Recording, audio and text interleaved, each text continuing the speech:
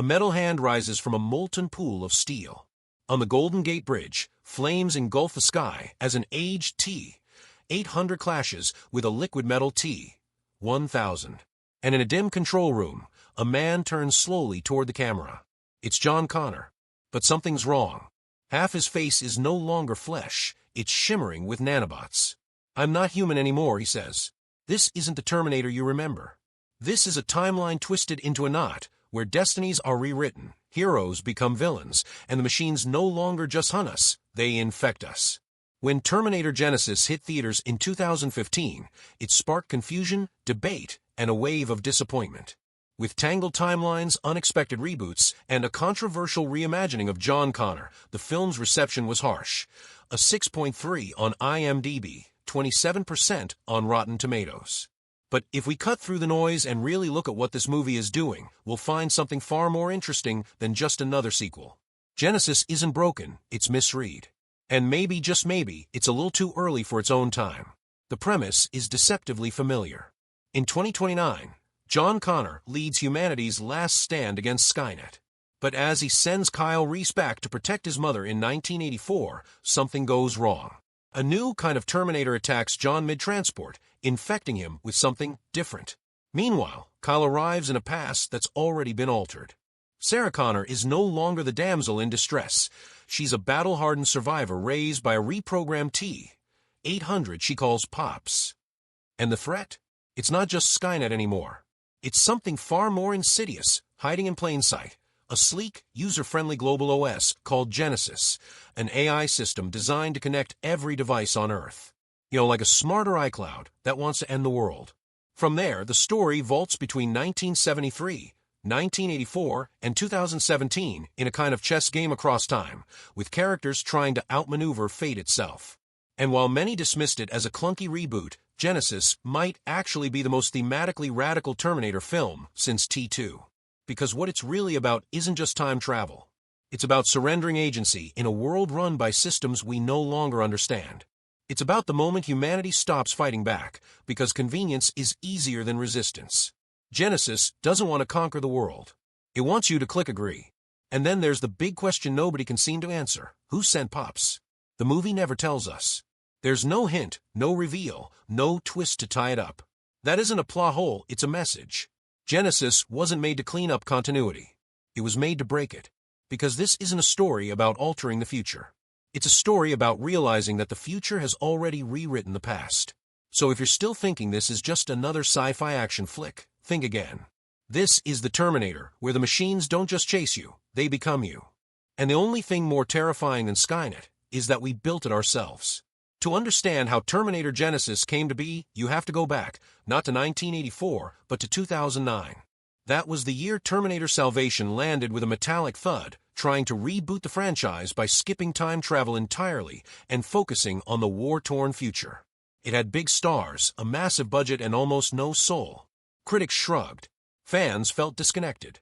The Terminator brand was stalling.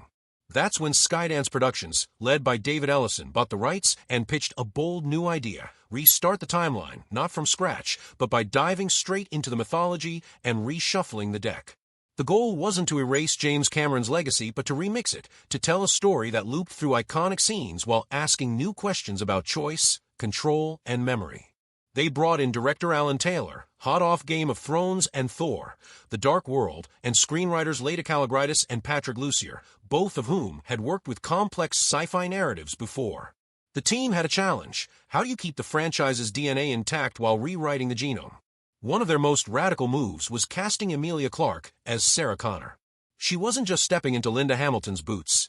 She was inheriting one of sci-fi's most iconic roles and portraying a Sarah who'd been trained from childhood by a machine instead of a human. This wasn't a waitress with hidden strength.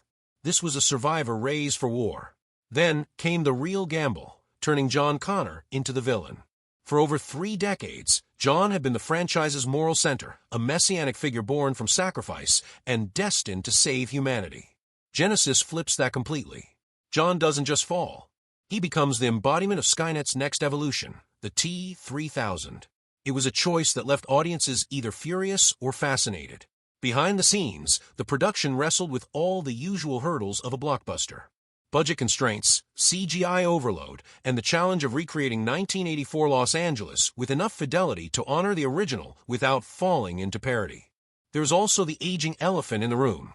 How do you convincingly bring back Arnold Schwarzenegger as the T-800 when he's pushing 70? The answer was surprisingly elegant. Instead of hiding his age, they built it into the story. This T-800 has been protecting Sarah since she was 9. He's weathered, worn down, but still fighting. Old, not obsolete, he says, and the line isn't just character flavor. It's the film's mission statement. What many people don't know is that an entire alternate opening was storyboarded and partially written, set in 1973, showing Pops arriving in the woods and rescuing young Sarah. The scene was meant to mirror Kyle's arrival in 1984, but flipped through a child's eyes. It was cut for pacing, but the emotional resonance still lingers in the dialogue and performances that followed. And while the film presents itself as sleek and action-packed, underneath the explosions is a surprisingly philosophical script. It asks whether destiny is fixed or manufactured. It questions whether the future is shaped by will or by code. And it does all this while juggling 3 timelines, multiple versions of the same character, and a giant meta-conversation about franchise fatigue. In other words, Genisys isn't just a reboot. It's a reboot about reboots. It knows you've seen the original. It knows you've watched the sequels. And it dares to ask, what if even the timeline doesn't want to go on anymore? For a film accused of being convoluted, Genisys is surprisingly confident in its visual grammar. The opening battle in 2029 is drenched in a blue-gray steel palette, evoking the cold inevitability of machine logic. Explosions are almost sterile, no fire, no blood, just impact and detachment. This is not a war for survival. It's a system-level conflict. And that's important because visually, the film keeps reminding us, this isn't just about people anymore. It's about processes. Then you jump to 1984, and things start to fracture. The lighting becomes harsher, shadows deeper. When Kyle Reese arrives, he's not a clean-cut hero. He's disoriented, ragged, lit from below, like he's already caught in a nightmare. The visual echoes of the original Terminator are all there. The alley, the pantsless sprint, the police sirens. But something's off. The camera lingers too long. It wants you to notice that this isn't quite the movie you remember. Then comes the first real subversion. Sarah Connor arrives in a stolen truck, shotgun blazing, shouting Kyle's own famous line, "Come with me if you want to live." In that moment, the audience is jolted. This isn't just a role reversal. It's a timeline that's actively resisting what you expect. The cinematography during their escape is filled with mirror shots, literal and metaphorical. Elevator reflections, rear-view glimpses, security monitors. The film is obsessed with perception and surveillance because in this timeline, no one's really seeing the whole picture. Even the audience is being deliberately misled, encouraged to question the reliability of what they're watching. Then there's the Guardian, Pops. He's not just an old robot with a fatherly twang, he's a walking contradiction. The visual treatment of Pops is fascinating. In daylight, he's often filmed with golden hues, almost nostalgic. In battle, the camera switches to gritty handhelds, reminding us he's still a machine. His aging flesh is juxtaposed with steel tendons and glitching servos. And yet, he never feels inhuman. He feels protective. Not just programmed to protect, but choosing to. This leads to one of the film's strongest thematic undercurrents, the illusion of programming versus the reality of agency. Pops may be a machine, but he adapts. He cares. Meanwhile, John Connor, arguably the most human character in the franchise, is transformed into the T-3000, a being of perfect control and zero compassion. The irony is sharp. The savior becomes the invader, the protector becomes the aggressor. The character arc of John as antagonist is deeply symbolic, not just narratively, but ideologically. He's the promise of resistance turned inward. In one chilling moment, he tells Sarah, "I'm stronger than man. Stronger than machine." It's not a boast. It's a warning. He's the product of a future that no longer needs humans to resist because it's absorbed them. And that brings us to the design of the T-3000. Where the T-1000 was elegant and fluid, water as weapon, the T-3000 is fractal and invasive. Its body breaks apart into microscopic particles, reforming like a glitch in reality. He doesn't kill like a predator. He infects like a virus. If the T-1000 was death, the T-3000 is transformation. He is not after your body. He's after your system. Even the set design reinforces this. The Genisys facility is disturbingly clean. It doesn't look like Skynet. It looks like an Apple store. Glass walls, interactive displays, soft lighting. It's not evil, it's inviting. And that's the point. In Genisys, danger doesn't kick down the door. It asks to sync with your calendar. One of the film's most telling moments is when Kyle looks at the Genisys ad and hears a child's voice say, "Genisys is going live in 3 days. It's going to change everything." There's no bomb, no red-eyed robots, just a kid's voice and a countdown. This is not the apocalypse by fire. This is apocalypse by opt-in. And through all this, the movie keeps circling back to one core idea. What does it mean to remember something that no longer happened? Kyle's fractured memories, his so-called memory echoes, aren't just a sci-fi trick. They're trauma metaphors. They reflect how people carry inherited fears, imagined pasts, and imposed destinies. And how, sometimes, we fight for futures we've never actually lived. If you break Terminator Genisys down structurally, it's not one story, it's 3. A future war film, a time travel thriller, and a corporate techno-horror, all stitched together with the thread of a single unresolved question. Can fate be edited? This structure is not random. It's a deliberate split screen of temporal logic, echoing not just the Terminator, but also Nolan's Inception and even Primer. The difference is that Genisys isn't trying to explain time travel, it's using the confusion as atmosphere. Time is no longer a device. It's a fog. Look closely, and you'll notice the movie's act breaks are defined not by action, but by philosophical pivots. The first act ends with Kyle realizing the timeline has changed. The second turns when John Connor reappears, infected. And the third begins not with a battle, but with a marketing pitch. A child's voice selling the future, like an App Store update. That shift, from soldier to salesman, is the film's real timeline jump.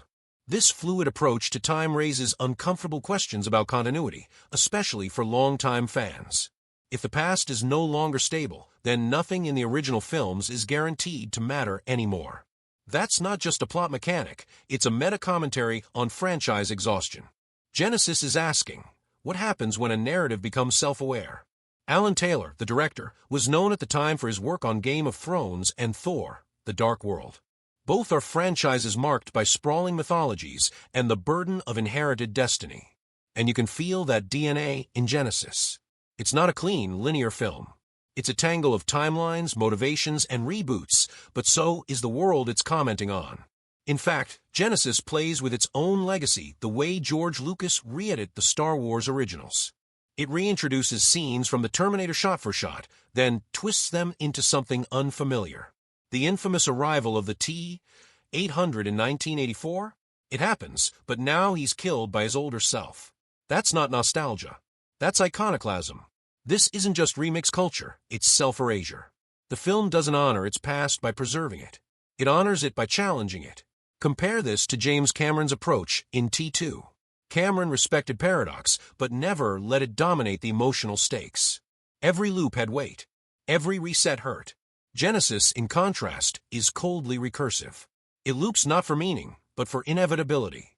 Where T2 said, "No fate but what we make," Genisys quietly asks, what if the machine makes fate for us? And that's where the academic debate begins. Some critics saw Genisys as a betrayal, a franchise eating its own child. Others, though fewer, viewed it as a necessary collapse, the logical end of a series built on retcons, paradoxes, and paternalism. The father becomes the enemy. The savior becomes the virus. It's not that the message got muddled, it's that the message changed.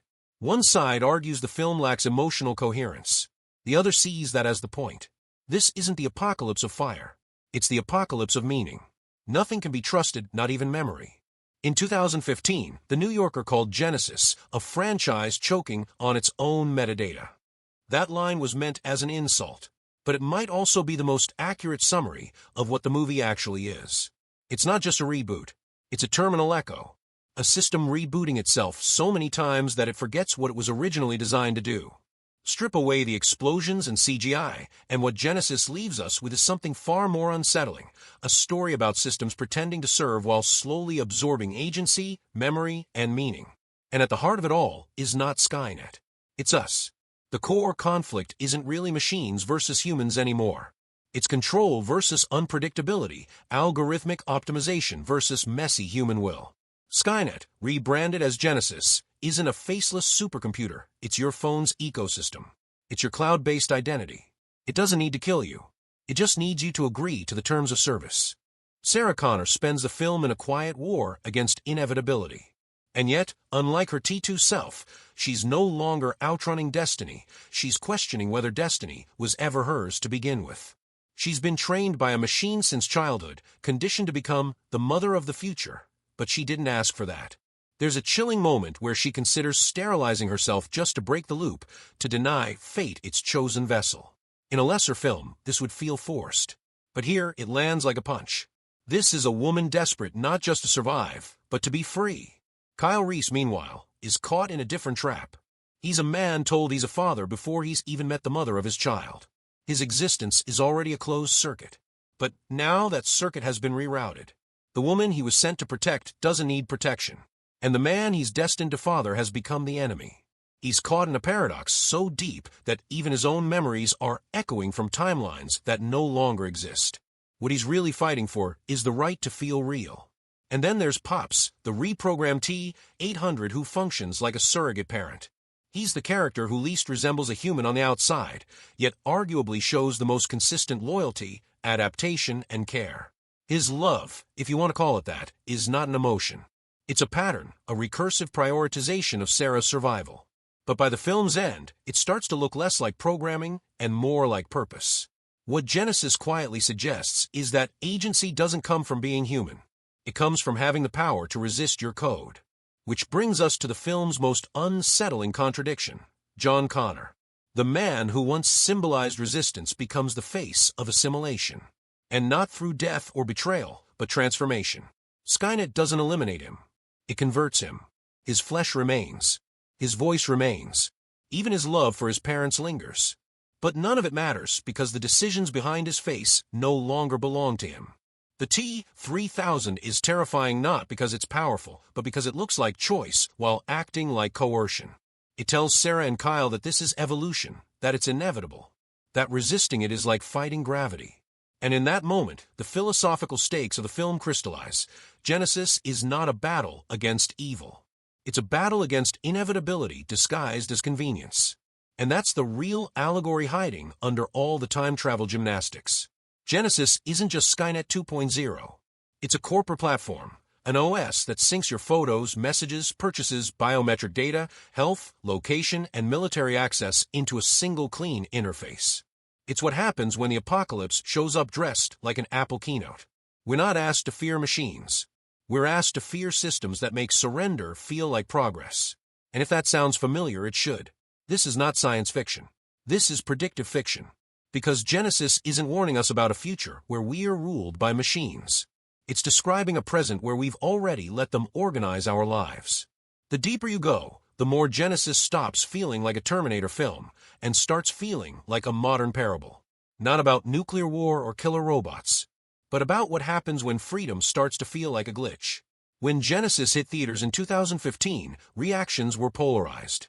Some fans embraced it as a fun, high-concept reboot. Others rejected it outright, claiming it broke the heart of the franchise.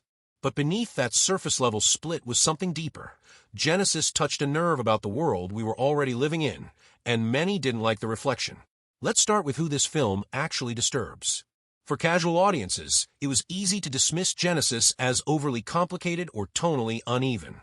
But for viewers attuned to systemic control, people who understand how much of modern life is algorithmically shaped, the film lands very differently. The real anxiety isn't about machines turning against us. It's about machines quietly deciding for us. It's not the red-eyed Terminator that scares us anymore. It's the black box of a recommendation engine. And that's why the film generated such volatile responses. Genisys points a quiet finger at the very things we're supposed to trust: seamless interfaces, intuitive design, personalization, optimization. The things we associate with progress. But what happens when those same systems start determining who gets a job, who gets bail, who gets flagged, who gets forgotten? Genisys never shouts this out loud, but the implications are clear. This is a story about data sovereignty, about digital colonization. It's about how easily a user becomes a product. And it's not just a metaphor for surveillance capitalism. It's a dramatization of what it feels like to lose authorship over your own life. This is where the question of responsibility enters the frame. Who, exactly, is accountable for the disaster in Genisys? On the surface, the villain is John T-3000, but he's not a villain in the traditional sense. He's a corrupted system with a familiar face. He represents something far more dangerous than a tyrant. He's an ideology wrapped in memory. But John's transformation wasn't his choice. It was the byproduct of Skynet's systemic logic: absorb, improve, overwrite. The same logic that governs most algorithms today. So who's really at fault? The machine that executes? Or the people who built the system, fed it data, gave it autonomy, and then stepped back, hands clean?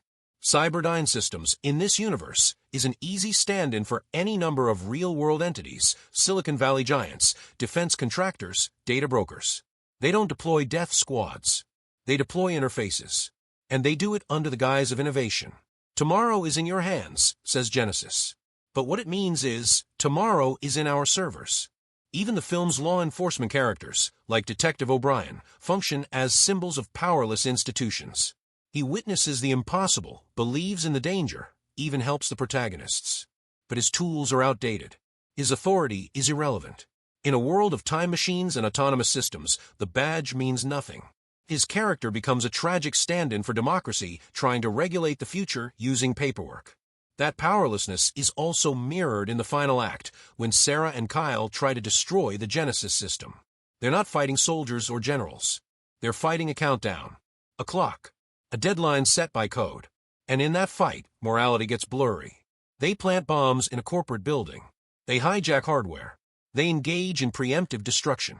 From one angle, they're heroes. From another, they're domestic terrorists. And yet the audience is asked to root for them, not because they're flawless, but because the alternative is worse, a future dictated not by intention, but by inertia. This leads us to the film's ethical fracture point. Pops, the aging T-800, makes the ultimate sacrifice. He chooses to destroy himself, to prevent the future he was built to serve. But the question lingers: does that choice mean he became sentient? Or did his programming simply evolve to simulate it?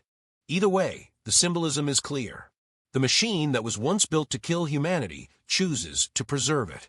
Meanwhile, the human who was raised to protect humanity becomes its greatest threat. That reversal is the final thesis of Genisys. Our moral lines are dissolving. Human doesn't always mean good. Machine doesn't always mean evil. And the most dangerous force isn't malice, it's mission. When Sarah says, "We're not machines. We make our own fate," she's clinging to something fragile. Because throughout the film, everything around her seems determined to prove otherwise. And by the end, we're left wondering, was she right? Or was she just the last one who still believed? The most disturbing thing about Genisys isn't the time travel. It's how familiar it feels. In 2015, when this film was released, the idea of an operating system that links all your devices, controls your home, anticipates your preferences, and shares data across government and corporate networks still sounded slightly dystopian. Today, it's just your phone. Genisys, the in-universe system designed to unify your digital life, is marketed in the film with almost embarrassing optimism. Genisys is going live in 3 days. It's going to change everything, a child's voice says in a teaser. The imagery is soft, inclusive, friendly, but that's exactly how real-world systems are designed to feel. Seamless, painless, natural, integration as invitation. In the world outside the theater, we've already synced our calendars, homes, locations, spending habits, exercise data, voices, fingerprints. We joke about how our devices are listening, but Genisys isn't joking. It's showing us what happens when that listening turns into deciding. When predictive systems stop just suggesting and start steering. This isn't science fiction anymore. This is behavior modification by interface. Your feed curates your mood. Your map chooses your path. Your preferences are learned, then monetized. Not for some grand AI revolution, but for ad revenue. The apocalypse didn't arrive with skull-crushing robots. It arrived with dark mode updates and autoplay algorithms. And when we talk about Judgment Day, we usually imagine fire and mushroom clouds. But what if Judgment Day already happened, and we just swiped through it? What if it wasn't a singular event, but a quiet submission? A slow surrender to convenience? This is where Genisys becomes prophetic. Not because of its nanobots or time portals, but because it predicts how easily we let go of control as long as the interface looks good. And it's not just about tech. The film's core question, who's really making the decisions now, applies to every system we live inside. From credit scoring to parole boards to algorithmic hiring platforms, decisions about people's lives are being made by statistical logic, not ethical reasoning. And the people who design those systems, they often don't understand the full consequences either. Genisys gives this fear a face. John Connor, once human, now consumed by logic not his own, still speaks with conviction. He says, "I'm the only hope you have." He believes it. That's the real horror. Not that he's lying, but that he thinks he's right. That's what modern systems do. They don't need to be evil. They just need to be confident. So what does the film offer as a warning? It's not just beware of AI. It's beware of the systems you no longer question. Beware of the countdown you didn't start, but are still running out. And beware of the voice that says, you don't need to understand, just trust the sync. But Genisys doesn't leave us there. It quietly suggests that disruption is still possible. That loops can be broken, and code can be rewritten. Pops upgrades. Sarah chooses. Kyle questions. Even in a closed system, friction is resistance. If the apocalypse comes dressed as progress, then resistance begins with asking simple questions. Who built this? What is it learning? And most importantly, what do I still control? For a film that sparked such heated debate, Genisys left surprisingly long shadows. On the surface, it didn't set the world on fire. Box office returns were respectable, but underwhelming. Critics largely dismissed it as convoluted. And yet, the internet couldn't stop talking about it. Not because it was great, but because it was weirdly resonant. The memes arrived early and hard. A graying Arnold Schwarzenegger in a hoodie? Instantly iconic. Old but not obsolete, trended on Reddit and Instagram. It became a catchphrase not just for the character, but for entire demographics, aging tech workers, rebooted franchises, even brands trying to stay relevant in a world that keeps refreshing. And then there were the think pieces. Genisys became a favorite punching bag for sci-fi purists and franchise fans. But beneath the mockery, scholars started digging in. In university media studies courses, it was used as a case study in narrative recursion. In AI ethics classes, the John Connor twist became a discussion starter on consent, autonomy, and post-human identity. No one expected Genisys to become academically useful. But sometimes a flawed story tells the truth more accidentally than a polished one ever could. Its influence showed up in subtler places, too. TV writers and game developers began playing with corrupted savior tropes, borrowed directly from John T. 3000. The idea of a trusted hero becoming the vector of the threat, still looking like himself, still sounding like himself, but no longer himself, started surfacing in everything from Westworld to Control to the peripheral. And for those who want to go deeper, the Terminator Genisys rabbit hole leads to some fascinating side routes. If the film struck a nerve, these next works might strike the heart. Start with Ex Machina, 2014. Where Genisys dramatizes algorithmic assimilation with explosions, Ex Machina plays it like chamber horror. It asks the same essential question, what makes something human, but whispers the answer instead of yelling it. Ava, like the T-3000, blurs the line between performance and programming. But where John was rewritten, Ava was self-authored. Then moved to Black Mirror, White Christmas, 2014. It's less about killer robots and more about cognitive imprisonment. One segment introduces cookies, digital clones of human minds, forced into servitude. It's not the future we fear. It's the future we'd accidentally build, just to save time. For nonfiction grounding, Shoshana Zuboff's The Age of Surveillance Capitalism, 2019, is essential. It doesn't talk about Skynet. It talks about Google. But the mechanics are the same. It's about how predictive systems feed on behavioral data to not just forecast decisions, but shape them. If you want something older but no less chilling, check out Jacques Ellul's The Technological Society, 1954. He predicted that once a technique is possible, it will be implemented, ethics, legality, or consent be damned. That's the core logic of Skynet. And maybe of every app update we don't read before accepting. And finally, for a spiritual echo that feels almost eerie, revisit Children of Men, 2006. It's not about AI or machines, but it is about systems collapsing under their own certainty. About the flicker of hope that survives only because someone refuses to believe the code is final. Genisys may not be the most beloved chapter in the franchise, but it might be the most revealing. Not because it figured out where the future is going, but because it accidentally told us we were already there. I'm old but not obsolete. When Pops says this in Genisys, the line feels like a wink. A bit of fan service. A gruff joke tucked into the steel-wrapped warmth of Arnold Schwarzenegger's return. But now, having watched this film not just as entertainment, but as a mirror held up to our world, that line starts to mean something else. Because what if it's not just about him? What if we're the ones afraid of becoming obsolete? What if this whole story, the fractured timelines, the corrupted saviors, the seamless operating systems that promise to connect everything, is a cinematic echo of our own anxiety? Our fear that the world is evolving faster than our values, that our lives are being streamlined into data, and that somewhere along the line we stop steering? That's the hidden tension in Genisys. Not man versus machine, but man versus momentum. A race against acceleration. A story where every character is trying to reclaim authorship in a world that's already been auto-filled. And that leads us to one last thought experiment. What if Genisys had ended differently? What if John Connor had resisted the transformation? What if Pops had never arrived in 1973? What if Sarah Connor had chosen to destroy the time machine entirely, ending the loop for good? Would the timeline have healed? Or would Skynet have found another path, another face, another app? Would we have been safer? Or just slower to surrender? The truth is, Genisys doesn't give us closure. It gives us a warning. And a choice. Because while the characters battle with nanobots and particle accelerators, we're facing something quieter, but just as urgent. We're facing the creeping comfort of optimization. The sleepwalk toward delegation. The seductive convenience of letting our calendars, our cameras, and our predictive feeds become our compass. So here's the real judgment day. It's the moment we stop asking questions. The moment we confuse ease for agency. The moment we forget how to unplug. And maybe, just maybe, Genisys, with all its flaws, with all its broken loops and risky swings, isn't about how the world ends. Maybe it's about how it can still begin again. If you've made it this far, I want to know. What would you have done in Sarah's place? Destroy the machine, or use it one last time? And now your turn. Drop a single emoji in the comments that captures how Genisys made you feel. Confused, intrigued, hopeful, scared, nostalgic, angry, anything. And hey, next time your phone asks for a new permissions update, remember this. The machines didn't rise.